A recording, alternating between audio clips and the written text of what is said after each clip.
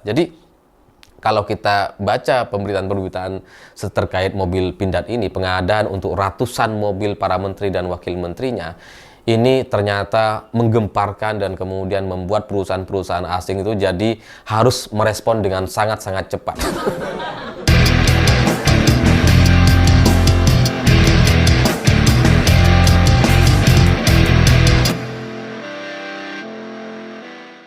Selamat malam semuanya. Hari ini terus terang saya kaget sekali membaca satu berita yang nampaknya ini bisa bikin semangat seluruh orang Indonesia. Karena menurut Wakil Menteri Keuangan Anggito Abimanyu, ada satu instruksi dari Presiden Prabowo Subianto kepada seluruh jajarannya, kepada para menteri dan kepala badan untuk tidak lagi menggunakan mobil-mobil impor. Dan secara keseluruhan semua menteri yang berjumlah ratusan orang ini nantinya akan menggunakan mobil Pindad. Wow. Begini ya. Saya termasuk orang yang tidak mendukung Prabowo Subianto di Pilpres sejak tahun 2014. Saya termasuk orang yang meragukan jiwa kepemimpinan Prabowo Subianto. Saya termasuk orang yang bahkan ragu bahwa Prabowo bisa lebih baik atau menyamai Presiden Jokowi di 10 tahun terakhir. Saya meragukan gitu. Bahkan saya berpikir jangan-jangan di era Prabowo ini bisa lebih buruk dari Presiden SBY waktu itu gitu. Jadi saya terus terang bukan orang sebagai pendukung Prabowo dan kemudian meragukan kemampuannya, tapi kalau membaca berita hari ini di mana ratusan menteri, seluruh menteri dan wamen diwajibkan untuk tidak lagi menggunakan mobil asing dan semua harus pakai mobil Pindad, saya kayaknya harus mengubah keyakinan saya itu. Kayaknya Prabowo bisa jauh-jauh lebih baik dibandingkan Presiden Jokowi kalau instruksi ini benar-benar terlaksana dan akhirnya bisa kemudian tercapai perusahaan Pindad menjadi satu perusahaan mobil yang sangat-sangat laris di Indonesia karena sudah digunakan oleh presiden dan seluruh menterinya. Ya kalau dari presiden menteri sudah pakai, maka semua jajaran yang ada di bawah seperti gubernur, bupati, wali kota dan semua kepala dinas dan sebagainya, ya maka seluruhnya seharusnya nantinya akan menggunakan mobil Pindad semua. Dan kalau ini kejadian, saya nampaknya perlu kembali meyakini bahwa Indonesia emas tahun 2045 itu mungkin akan kejadian gitu. Karena memang sebelumnya sudah terjadi gitu, di mana Prabowo Subianto sebagai presiden ini kan kemana-mana sudah menggunakan mobil maung Pindad SUV yang sangat gagah sekali dan itu menarik perhatian karena badannya besar sekali gitu ya, dan memang beda dan ini membuat saya terus terang juga jadi pengen beli meskipun harganya cukup mahal ternyata gitu. Tapi ini kalau nanti misalkan diproduksi versi sipil yang nggak perlu anti peluru, yang mungkin bisa ditekan harganya dan bisa lebih murah. Terus terang saya merasa juga merasakan ada semangat dan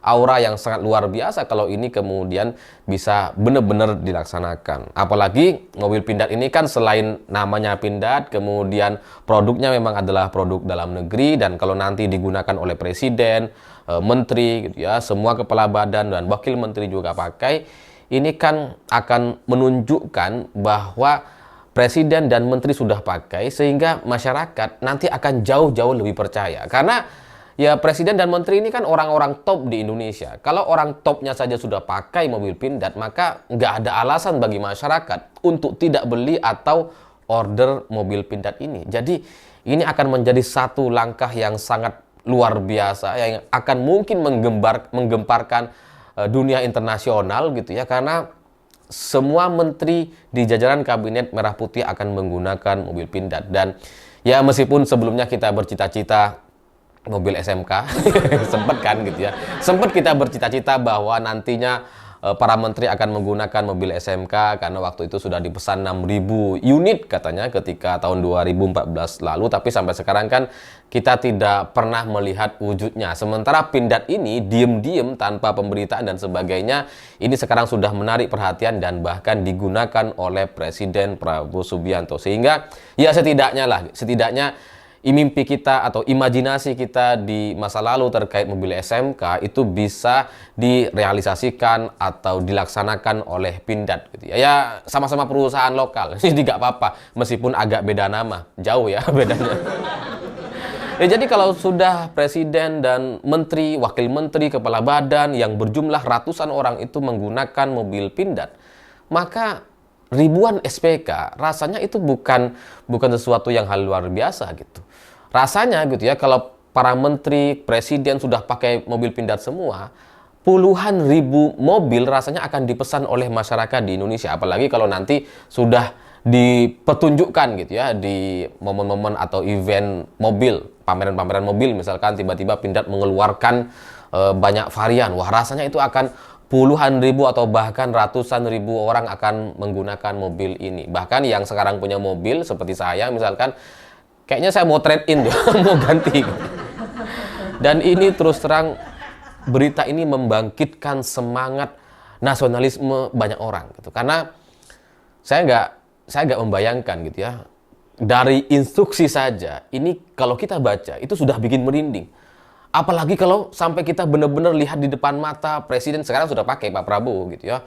Semua menteri pakai, wah itu akan sangat membanggakan sekali. Dan Direktur Pindad sudah memberikan pernyataan atas berita ini. Karena memang beritanya viral di mana-mana dan Direktur Pindad mengatakan bahwa ya mereka akan menunggu tindak lanjut dan pengadaan dari pemerintah karena nanti ini pasti ada skema dan mekanisme seperti apa. Nah, mereka sampai sekarang belum dihubungi, tapi memang sudah ada kerjasama dengan Kementerian Pertahanan katanya. Ya, ini ada pesanan sekitar beberapa ribu unit. Jadi ya nggak tahu ke depan seperti apa. Menurut Direktur Pindad mereka siap untuk melaksanakan ini. Dan Toyota, Toyota juga merespon gitu karena dalam banyak pemberitaan dan klaimnya, Pindad ini kan katanya kandungan lokalnya itu sudah mencapai 70%. Sementara Direktur Toyota merespon bahwa Toyota sendiri, semua mobil-mobil kita itu sebenarnya sudah 90% lokal. Jadi kalau pemerintah butuh, kita bisa menyiapkan. Ya, sekarang kan Toyota yang dipakai sebagai mobil dinas para menteri gitu ya. Jadi kalau kemudian nanti tiba-tiba beralih ke Pindad, ini bisa mengurangi jatah atau cuan dari pihak Toyota. Makanya mereka merespon berita ini dengan serius dan ya siap untuk membuat atau menghadirkan mobil-mobil sesuai dengan keinginan pemerintah apapun bentuknya gitu ya, mereka siapkan gitu. Dan selain Toyota, Baik juga kemudian merespon berita ini dan mereka menyatakan siap berkolaborasi dengan pemerintah jika dibutuhkan untuk memenuhi kebutuhan para menteri dan presiden. Apalagi Baik ini perusahaan mobil di Indonesia, di Cina apa Hong Kong gitu ya. Mereka mengklaim intinya Baik ini sebagai satu perusahaan mobil sudah digunakan di banyak negara. Bahkan polisi di Hong Kong itu mereka sudah menggunakan BJ80 sehingga ini cukup mirip sesuai dengan SUV yang digunakan oleh Pak Prabowo Subianto. Ya, kalau para menteri bisa menggunakan SUV ini itu nantinya akan bisa langsung disediakan oleh pihak mereka. Jadi mereka juga siap berkolaborasi dan sebagainya sehingga perusahaan-perusahaan besar yang selama ini itu berada di Indonesia, beroperasi di negara kita gitu ya, mereka siap melaksanakan atau siap berkolaborasi dengan pemerintah mewujudkan keinginan pemerintah. Jadi kalau kita baca pemberitaan-pemberitaan terkait mobil Pindad ini, pengadaan untuk ratusan mobil para menteri dan wakil menterinya, ini ternyata menggemparkan dan kemudian membuat perusahaan-perusahaan asing itu jadi harus merespon dengan sangat-sangat cepat. Oh ya, kita siap gitu ya. Yang sebelumnya kayaknya nggak pernah nih kita lihat ada perusahaan-perusahaan asing ini bisa merespon instruksi atau merespon sikap-sikap pemerintah dengan sebegitu cepatnya. Ini jaraknya hanya hitungan jam nih.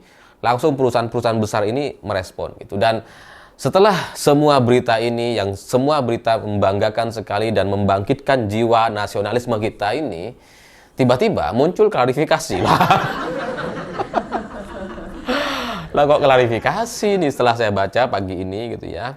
Ternyata menurut Kementerian Keuangan gitu ya, pernyataan tersebut disampaikan bukan dalam rangka sebagai perencanaan, namun dalam rangka memberikan contoh penggunaan produksi dalam negeri sebagai semangat untuk memperkuat dan mendukung industri dalam negeri. Jadi bukan perencanaan, cuma contoh katanya. Jadi Prabowo menggunakan mobil Maung Pindad itu cuma contoh. Tidak ada rencana untuk kemudian membuat semua menterinya harus pakai mobil Pindad. Kira-kira begitu kesimpulannya gitu ya. Dan ini jadi bikin lemes lagi gitu. Tapi ya memang kalau saya perhatikan nggak ada tuh pernyataan Prabowo Subianto terkait ini. Prabowo nggak bilang apa-apa terkait menteri yang harus menggunakan mobil Pindad. Memang pernyataan ini disampaikan oleh Wakil Menteri Keuangan dan setelah itu nggak ada orang lain yang menyatakan hal yang sama. Jadi ya kita tunggu saja gitu ya, apakah ini kesalahpahaman atau ini adalah kesalahan instruksi atau seperti apa. Tapi menurut saya semangatnya ini udah luar biasa, sangat serius sekali, sehingga kalau Prabowo bisa melaksanakan cerita ini dengan sempurna gitu ya, yang saat ini diklarifikasi dan kemudian nanti benar-benar semua menteri pakai mobil Pindad, itu rasanya di tahun 2029 Prabowo sudah nggak perlu kampanye lagi karena dia akan mudah menang di Pilpres mendatang. Sehingga ya semoga, saya nggak tahu gitu ya, saya terus terang bukan pendukung Prabowo Subianto, saya juga nggak berharap atau nggak yakin Prabowo bisa lebih baik dari Presiden Jokowi dan Presiden SBY gitu ya. Saya nggak ada beban. Tapi kalau ini kejadian, ini akan sangat luar biasa dan ini nampaknya saya perlu mendukung Prabowo di tahun 2029. Tapi kalau ini ternyata hanya hoax atau kesalahpahaman atau semangat yang menggebu-gebu dari wakil menteri dan kemudian disalahartikan,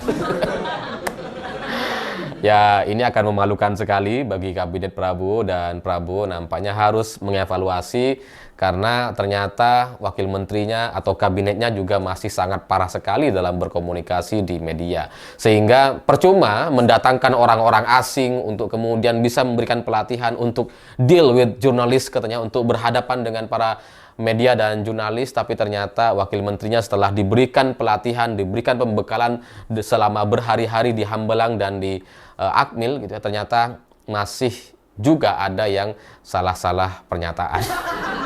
Ya, ini harus dievaluasi gitu supaya ya menteri-menterinya bisa lebih paham dan lebih bisa mengendalikan antara pernyataan dengan kenyataan. Karena jangan sampai yang masih dalam tahap contoh kemudian dianggap sebagai sebuah perencanaan. Saya pikir itu. Terima kasih sudah menonton. Begitulah kura-kura.